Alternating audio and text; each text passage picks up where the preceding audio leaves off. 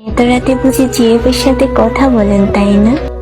জি না, বলে সব সময় রাতে দিনে এত অনলাইনে কি করেন? অনলাইনে থাকতে কি আবার কারণ লাগে? বড় সড়ো ছেঁকা খাইছেন বুঝি? ছেঁকা খাইনি, একজনকে অন্ধের মতো বিশ্বাস করে ঠকে গেছি। যিনি ছিল আমার রাজ্জাকার কারণ। আপনিও আবার প্রেম করেন? লাইফ মানেই তো এনজয়।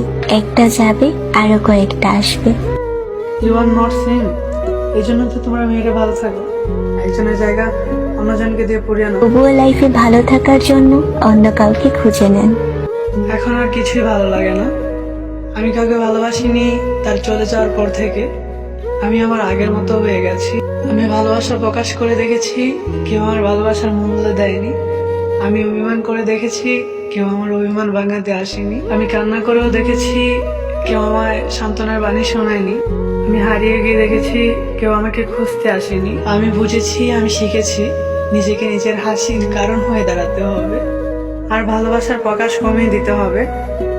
হারিয়ে না গিয়েও নিজেকে এমন ভাবে গড়তে হবে, আমাকে ছেড়ে যাওয়া প্রত্যেকটা মানুষ আফসোস করবে। কই, আপনি তো সেই একজনের মায়ায় আবদ্ধ হয়ে। হ্যাঁ, আস্তে আস্তে কাটিয়ে উঠবো। আমাকে আপনার সঙ্গে নেবেন? আপনার অগোছালো জীবনটা গুছিয়ে দিব। প্রয়োজন নেই, আমার অগুছলা জীবন আমি গুছিয়ে নেব। পারবেন? চেষ্টা করে যাবো। হ্যাঁ, বরং তাই ভালো হবে। কারো চলে যাওয়াতে কষ্ট পাবেন না, যিনি চলে গেছেন তার থেকে ভালোই পাবেন। দেখেন, ভালো লাগতো না যদি সে বুঝতো আমার তাকেই লাগতো, আমার তাকেই প্রয়োজন। ছেলেরা আসলেই অসম্ভব ভাবে ভালোবাসতে পারে।